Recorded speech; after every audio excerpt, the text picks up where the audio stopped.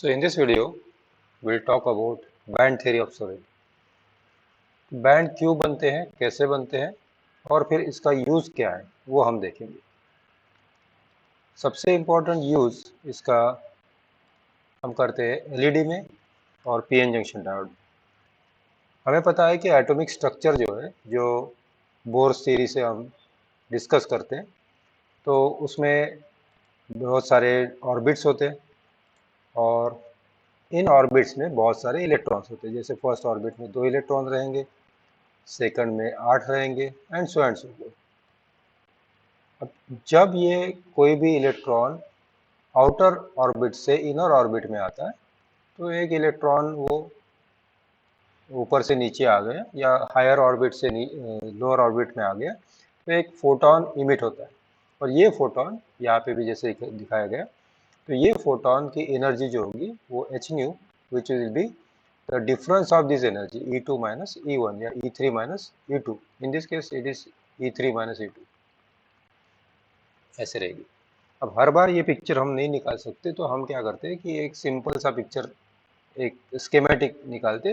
This is से energy level से E1, this is E2 and this is E3 and so on. Now whenever there is a transition from higher orbit to the lower orbit, there will be emission of photon. लेकिन इस photon की जो wavelength होगी वो बहुत ही sharp होगी.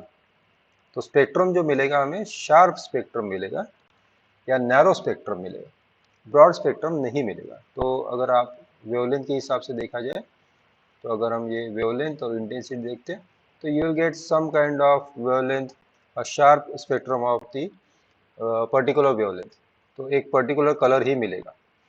लेकिन जब हम सॉलिड स्टेट की बात करते हैं, तो सॉलिड स्टेट में ये एटम जैसे गैस में अलग अलग रहते, एक एटम का दूसरे एटम से कोई भी इफेक्ट नहीं पड़ता. तो वैसे सॉलिड स्टेट में नहीं होता. सॉलिड स्टेट में एक एटम का दूसरे एटम पे बिल्कुल इफेक्ट पड़ेगा, क्योंकि वो बहुत नज़दीक होते हैं. तो जैसे कि यहाँ पे हम एक एग्जांपल लेते हैं, ये 2 एटम्स है और इन 2 एटम्स को हमने बहुत नज़दीक लाया है. तो क्या होगा, इस एटम का या इस न्यूक्लियस का इस पे, इसके इलेक्ट्रॉन पे, और इस न्यूक्लियस का इसके इलेक्ट्रॉन पे इफेक्ट पड़ने वाला है. तो ये इफेक्ट कैसे पड़ेगा, जैसे कि अगर ये दूर दूर है तो इनकी एनर्जी लेवल्स सेपरेट होती है, और अगर ये नज़दीक आते हैं तो ऑब्वियसली ये एनर्जी लेवल पे इफेक्ट करेंगे. कैसे करेंगे, फॉर एग्जांपल अगर आप एक एग्जांपल लेते हैं कि ऑटो में आराम से 3 लोग बैठ सकते हैं. ऑटो का सीट है फॉर एग्जांपल, तो यहाँ 3 लोग आराम से बैठ सकते हैं. तो यू कैन हैव 1 2 3. 2 तो बहुत ही आराम से बैठ सकते हैं, 3 भी आराम से बैठ सकते हैं. लेकिन अगर आप चाहते हैं कि आपका और एक दोस्त यहाँ पे बैठ जाए, तो क्या करना पड़ेगा, आपको एडजस्ट करना पड़ेगा, राइट. किसी को पीछे थोड़ा सा जाना पड़ेगा, किसी को आगे आना पड़ेगा. तो ये थोड़ा सा बहुत एडजस्टमेंट करना पड़ता है. या जैसे आप किसी पार्टी में जा रहे हो और पार्टी में किसी दोस्त के पास थोड़े से पैसे कम है, तो आप एक दूसरे के पैसे टेम्पररी यूज कर सकते हैं. वैसे ही एडजस्टमेंट इन एनर्जी लेवल्स में होगी. एनर्जी लेवल्स में शिफ्ट या आगे पीछे हो सकती है थोड़ी सी, या दूसरा ये हो सकता है कि ये एनर्जी लेवल स्प्लिट हो सकती है. अब आपने केमिस्ट्री में पढ़ा था कि जब एनर्जी लेवल स्प्लिट होती है तो 2 प्रकार की एनर्जी लेवल्स तैयार होती है. One is called as bonding and the other one is called as anti bonding orbitals. तो अलग अलग ऑर्बिटल्स बनते हैं, ठीक है. वैसे ही आपने ये भी पढ़ा था कि हाइड्रोजन एटम अगर कंसिडर करते हैं, तो हाइड्रोजन एटम, 2 एटम्स जब क्लोज आते हैं तो उनकी बॉन्डिंग तैयार होती है. तो बॉन्डिंग में क्या होता है, तो इस टाइप का आपने डायग्राम देखा होगा. इसका मतलब ये है कि ये इन्फिनिटी की तरफ जा रहे हैं हम. मतलब 2 एटम के बीच में जो डिस्टेंस है, ठीक है, 2 एटम के बीच में ये जो डिस्टेंस है ये बहुत ज़्यादा है. जब ज़्यादा होगा तो energy will be almost zero, ठीक है. जैसे जैसे ये नज़दीक आएंगे, वो बॉन्ड बनने के लिए सोचेंगे, तो they will emit the energy, they will give out the energy. तो गिव आउट करने के बाद ही यहाँ पे बॉन्ड बनेगा, और ये पर्टिकुलर एनर्जी रहेगी. इन केस ऑफ से हाइड्रोजन, इट में बी लाइक -13.6 इलेक्ट्रॉन वोल्ट. और ये अबाउट 0.78 एंगस्ट्रॉम, इस डिस्टेंस पे ये बॉन्ड तैयार होता है। लेकिन ये कंडीशन है कि अगर आपका इलेक्ट्रॉन का स्पिन फर्स्ट का से अप है तो सेकंड का डाउन है, तभी ये बॉन्ड तैयार होगा। अगर दोनों का अप है या दोनों का डाउन है तो क्या होगा, बॉन्ड तैयार नहीं होगा। This is what it is called as anti bonding. ये हो गया आपका सिग्मा स्टार, एंटी बॉन्डिंग, और ये हो गया सिग्मा जो बॉन्ड बनता है। ठीक है, अब यही केस हम सॉलिड स्टेट में अगर लेते हैं तो सॉलिड स्टेट में क्या होगा,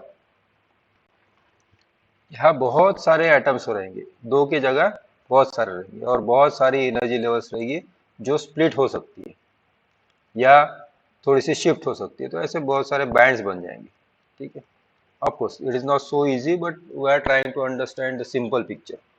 तो इस टाइप के बैंड अगर बनते हैं तो क्या होता है, तो इलेक्ट्रॉन कैसे डिस्ट्रीब्यूट होंगे, क्योंकि यहाँ पे अब एक एटम नहीं है, यहाँ पे एक से ज्यादा एटम्स है। तो लोअर ऑर्बिट के जो इलेक्ट्रॉन्स है वो यहाँ पे रहेंगे फर्स्ट ऑर्बिट के, सेकंड ऑर्बिट वाले जो है सभी इस यहाँ पे रहेंगे, और थर्ड ऑर्बिट वाले फॉर एग्जांपल यहाँ पे रहेंगे, एंड सो। ऑफ कोर्स इसका मतलब ये नहीं है कि ये जो इलेक्ट्रॉन्स है वो स्पेस में ऐसे रहेंगे, स्पेस नहीं है ये, दिस इज एनर्जी एक्सिस। ठीक है, ये हमेशा याद रखना कि दिस इज एनर्जी एक्सिस। तो हम सिलिकॉन का अगर एग्जांपल लेते हैं, सिलिकॉन में आपको पता है कि एक सिलिकॉन चार और सिलिकॉन के साथ बॉन्ड बनाता है। ये डबल लाइंस का मतलब हो गया इलेक्ट्रॉन्स, बॉन्ड नहीं है, ये डबल बॉन्ड नहीं है, सिंगल बॉन्ड ये इलेक्ट्रॉन्स दिखा है हमें। ये इलेक्ट्रॉन्स बाउंड है, इसका मतलब है ये इलेक्ट्रॉन बाहर जाके घूम के नहीं आ सकता, it is not free to move. So ये जो इलेक्ट्रॉन रहेंगे वो लोअर ऑर्बिट में रहेंगे, क्योंकि इसकी एनर्जी कम रहेगी, जितनी कम एनर्जी उतनी ज्यादा स्टेबिलिटी। सो एनर्जी जितनी कम होगी वो उतना ही लोअर एनर्जी स्टेट में रहने के चांसेस है। तो लोअर एनर्जी स्टेट वाले जितने भी इलेक्ट्रॉन्स हैं वो बाउंड रहेंगे। Bound is very important, they are in bond, some kind of bond. अब देखते हैं कि इसका रिप्रेजेंटेशन कैसे करते हैं। फॉर एग्जाम्पल बहुत बार ऐसा होता है कि इतनी सारी डायग्राम्स हम निकाल नहीं सकते, तो हम इसको एक रिप्रेजेंटेशन देते हैं वैलेंस बैंड और कंडक्शन बैंड के फॉर्म में। तो ये वैलेंस बैंड का मतलब हो गया लोअर एनर्जी स्टेट, जहाँ पे हमने अभी देखा था कि सिलिकॉन के जो बाउंड इलेक्ट्रॉन्स है, बॉन्ड जो जिन्होंने बनाया, ये सिलिकॉन और ये वैसे बॉन्ड वाले जो इलेक्ट्रॉन्स है यहाँ पे, ये सब इलेक्ट्रॉन्स या वैलेंस बैंड में दिखेंगे।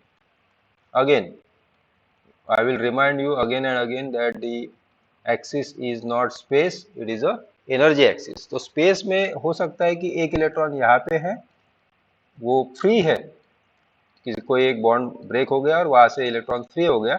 ये इलेक्ट्रॉन इलेक्ट्रॉन में ज्यादा अंतर नहीं है, फिजिकली दे आर सेम, लेकिन एनर्जी इस इलेक्ट्रॉन की ज्यादा है। तो अगर मैं इसको थोड़ा सा अलग कलर से दिखाना चाहता हूँ, तो ये जो इलेक्ट्रॉन रहेगा ये हाई एनर्जी वाला इलेक्ट्रॉन है, क्योंकि ये बाहर जा सकता है, बाहर घूम सकता है, बाहर मतलब सॉलिड स्टेट में, लेकिन बॉन्ड से बाहर जा सकता है, बॉन्डिंग ब्रेक करके वो बाहर निकला है। तो इसकी एनर्जी ज्यादा है, इसलिए एनर्जी एक्सिस पे इसकी पोजीशन ऊपर रहेगी, और ये इलेक्ट्रॉन जो रहेंगे वो कंडक्शन बैंड में रहेंगे। ऑब्वियसली जो कंडक्टिविटी रहती है वो कंडक्शन बैंड के इलेक्ट्रॉन्स की वजह से, electrons are same, only thing is that if its energy is more, it is called as conduction band electron. If it is energy is less and it is bound with some bond, silicon or any other, you can take any solid, तो उसको valence band कहते हैं।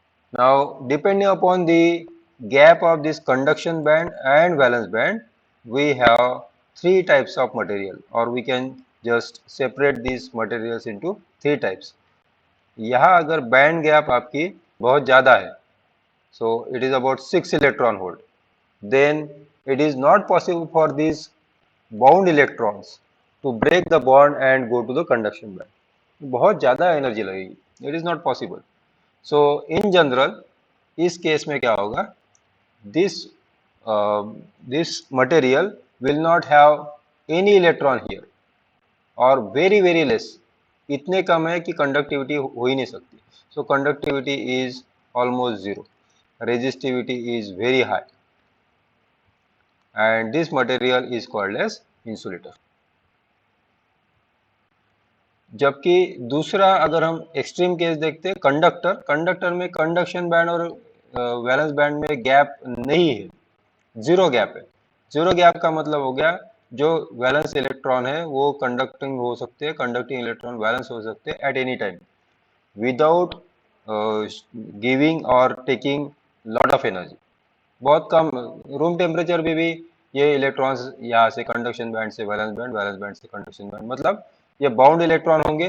तो जैसे for example अगर हम metal का कोई एग्जांपल, जैसे कॉपर है, तो कॉपर कॉपर बॉन्ड रहेगा ऐसे इस टाइप से, व्हाटएवर इट मे बी, ठीक है, हम एक एग्जांपल ले रहे हैं।